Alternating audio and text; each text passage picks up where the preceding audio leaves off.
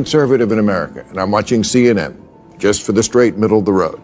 That's what I hear for 15 minutes. It's great, and then Lonely Scott.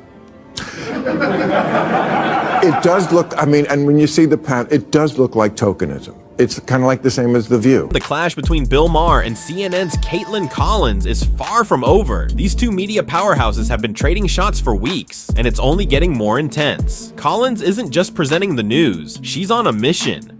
A mission with one target, keeping Trump out of the White House. She's relentless, unwavering, and unapologetically aggressive. If that means spinning the facts, playing innocent, or stepping into the role of moral enforcer, so be it. Sounds dramatic? Just wait until you see this resurfaced clip. What is the most pressing question, Kaitlan, you would ask VP Harris if you had the chance? Ooh. I would have a lot of questions for her, but I do think I would ask about, where she stood when she was running as a candidate and for the 2020 Democratic primary and where she stands on a lot of issues now. She's criticized a lot by Republicans for reversing her positions. I think also, Donald Trump has reversed a lot of his positions from covering those. But I think I would be interested in her evolution and where her instincts are and what she learned from governing with a moderate like President Biden. To set the stage, Bill Maher posed a straightforward question to Kaitlan Collins. What would she have asked former Vice President Kamala Harris if given the opportunity? Simple enough, right? But somehow, Collins managed to pivot almost instantly back to Donald Trump. For her, Trump isn't just a political figure.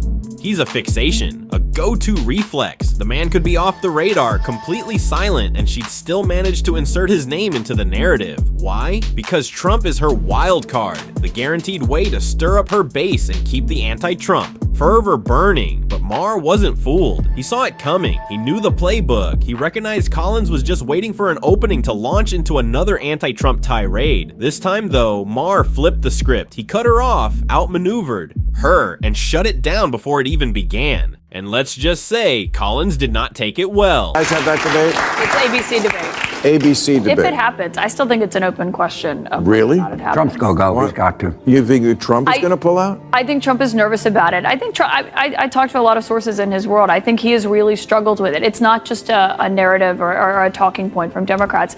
He really has struggled with how to combat her. And I think going into that debate, he does not really want to do it. I think it's difficult, if not impossible, for him to pull out because his campaign manager had cards printed that said anywhere, anytime, any place for President Biden, and it would look weak, but I don't think he's looking forward to it at this point. So much for neutrality. Kaitlan Collins and her bosses at CNN love to champion themselves as fair, balanced, and unbiased. They'll swear up and down that they don't take sides, but their actions tell a very different story. Case in point, Collins had already written off Trump. In her view, he was either going to skip the debate or lose outright. No facts, no strategy, just pure, unchecked wishful thinking. She didn't give him a fighting chance in the race. In her mind, it was already over, but reality had other plans. And Bill Maher, he was watching it all unfold, quietly analyzing Collins' predictable narrative, waiting for the perfect moment to strike. Because if there's one thing Maher does best, it's exposing media spin. And Kaitlan, she never saw it coming. But before we get to Maher's takedown, watch this clip. Then I'll give you my take. I'm not a political pundit trying to analyze this stuff,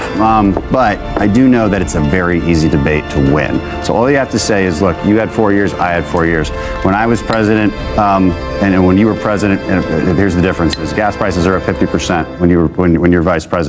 Electricity prices up 30%. Grocery up 22%. The list keeps going. Taxes were lower under Trump. They raised them under Biden and Harris. Regulations were lower under Trump. They raised them under Biden and Harris. Immigration numbers way down. They actually tried to stop the problem. Record numbers under Biden and Harris. This is a very easy debate to win because on the metrics, it's very easy to show side by side. Okay, but that's what his campaign wants him to say. But Donald Trump it's not a campaign where you just give him his talking points and he goes out there and delivers them. Yeah. Donald Trump is his own biggest. Just like that, the debate was Trump's to lose. This debate? It was practically a layup for Donald Trump. All he had to do was remind Americans what life looked like under his administration versus the chaos of Biden-Harris. On the economy, the border, foreign policy, you name it, the contrast is glaring. So why would Trump back out? What was Kaitlan even talking about? It's like she couldn't wrap her head around the possibility of Trump stepping onto that stage and absolutely owning it. Instead, she built this fantasy, one where Trump would either chicken out or implode. And just in case that fantasy crumbled, she had a plan B: discredit the win before it even happened. She poured cold water on the parade before the first balloon. Even rose, confidently declaring Trump would lose because he'd go off script. No evidence, no rationale, just recycled anti-Trump rhetoric. This wasn't political analysis, it was preemptive damage control. She knew what was coming, and so did Bill Maher. He was eating it up. Because here's the truth CNN won't admit. Trump doesn't need a script. His brand is raw, off the cuff, and unapologetically real. That's why his base rallies behind him, and why media elites like Kaitlan can't stand him. He doesn't follow their playbook, and he sure doesn't need a teleprompter to win a debate. So when Kaitlan smugly dismissed him before he even took the stage, she didn't just underestimate him, she exposed her own bias. The same bias Maher was patiently waiting to call out. And when he finally did, Kaitlan wasn't ready. You made press because you were on Stephen Colbert's show, and he said something like, you guys at CNN just report the news straight. And the crowd burst into laughter. Look, I'm on CNN now. I guess we're on it right now. I mean, they show this show the next night. I don't know how we get away with it with all the fucks, but they do. And all these dirty jokes. But I'm glad, and I'm a big rooter for CNN. But that tells you a lot, doesn't it? I mean, how do you guys think you are doing in that arena of like, this is a terribly divided country. We're not only politicized, a lot of people just hate the other side. And CNN, in my view, should be the place where both sides can watch. How do you think you're doing with that? How is CNN is the place where both sides can watch. And I think, my show is evidence of that. We have lawmakers on from both parties. We'll have Elizabeth Warren on one night. We'll have Ted Cruz on. You made press because you were on Steven Sauber's show, and he said something like, you guys at CNN just report the news straight, and the crowd burst into light after, look, I'm on CNN now. I guess we're on it right now. I mean, they show this show the next night. I don't know how we get away with it with but they do, and all these dirty jokes, but I'm glad, and I'm a big rooter for CNN, but that tells you a lot, doesn't it? I mean, how do you guys think you are doing is in that arena of like, this is a terribly divided country. We're not only politicized, a lot of people just hate the other side, and CNN, in my view, should be the place where both sides can watch. How do you think you're doing with that? How is CNN is the place where both sides can watch? And I think, my show is evidence of that. We have lawmakers on from both parties. We'll have Elizabeth Warren on one night. We'll have Ted Cruz on. Nobody's buying that BS Kaitlan. Those so-called token appearances are nothing more than a weak attempt to make CNN look like it's impartial, a quick guest spot here, a token conservative there. It's all just smoke and mirrors, because when you actually look at the numbers, the bias is crystal clear. How can you claim neutrality when the ratio of Democrats and leftists to Republicans on a panel is 4-1? That's not balanced. That's an echo chamber, a rigged game where one side dominates the conversation while the token conservative is there for optics, just enough to give CNN cover when they're called out for their obvious bias. And let's be honest, even when CNN does invite a conservative, it's rarely someone who actually represents the heart of the movement. Instead,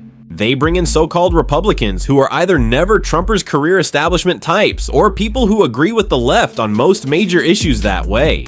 CNN can still pat itself on the back for fairness while ensuring no real opposition shakes up the narrative. It's a tired old trick, and viewers see right through it. That's why CNN's ratings are circling the drain. People are fed up with the fake neutrality, the manufactured debates, and the shameless bias disguised as journalism. And yet, Kaitlan and her network still have the audacity to act like they're the gold standard of balanced reporting. Sorry, but that illusion shattered a long time ago. And being a place of credibility. I mean, look at what just happened in Chicago. We had 300 people from CNN on the ground covering that convention. There were several reporters from just our team alone on the floor, bringing it in real time to people. And I think CNN puts resources behind things and just brings a level of news that you don't get anywhere else. Let's be clear, CNN's GOP convention coverage was never about fairness. Kaitlan, let me break it down. CNN didn't flood the Republican National Convention with cameras, reporters, and correspondents out of some noble pursuit of balanced journalism. They were there for one reason, and one reason only: to catch a slip-up. This wasn't about offering the GOP fair airtime or objective coverage. It was a strategic gotcha mission. Every lens trained on the stage, every mic live, just waiting, hoping for the smallest misstep. A mispronounced word? Headline news. An awkward pause? Breaking alert. One lone protester outside?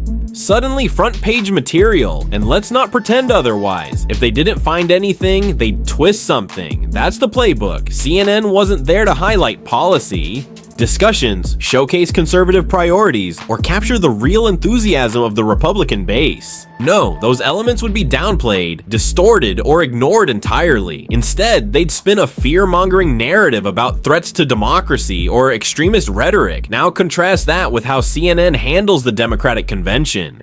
The tone shifts completely. Suddenly, CNN turns into a full-blown PR machine. No tough questions, no obsessive scrutiny, just glowing praise and carefully curated coverage. Every speech is historic, every moment powerful, and any controversy, it conveniently vanishes into thin air. So no, Kaitlan, don't pretend CNN showed up to the GOP convention in the spirit of fairness. They weren't there to report, they were there to dig for dirt, and everyone watching knew exactly what they were doing. I'm a conservative in America, and I'm watching CNN just for the straight middle of the road. That's what I hear for 15 minutes, is it's great, and then Lonely Scott. It does look, I mean, and when you see the path, it does look like tokenism. It's kind of like the same as The View. It's like it's almost better to have nobody there, like MSNBC, than to have this.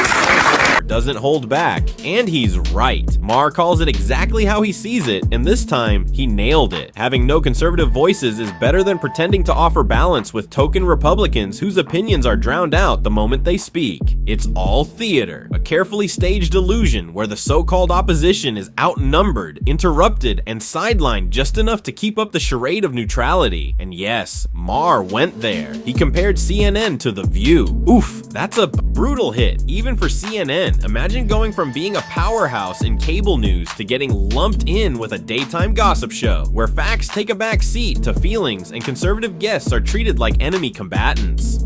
But honestly, he's not wrong. CNN has morphed into a glorified talk show. The graphics are slick, the anchors wear serious expressions, but the formula is the same. Bring in a token conservative, gang up on them, spin the talking points, and call it a debate. That's not journalism, that's The View with a teleprompter. Bill Maher didn't just expose CNN's bias, he exposed its irrelevance. A network that once led the national conversation is now a punchline, stuck in a feedback loop of tired narratives that even liberals are starting to tune out. And when Bill Maher, of all people, starts calling you out, that's when you know the mask has slipped. He exposed Kaitlan Collins' Trump obsession, CNN's staged neutrality, and the network's long fall from grace. And if even Maher sees through the act, CNN's credibility isn't just damaged, it's gone. That's a wrap for today's video. If you found this breakdown eye-opening, hit that like button, subscribe, and turn on notifications so you don't miss the next one. Thanks for watching, and we'll see you in the next video.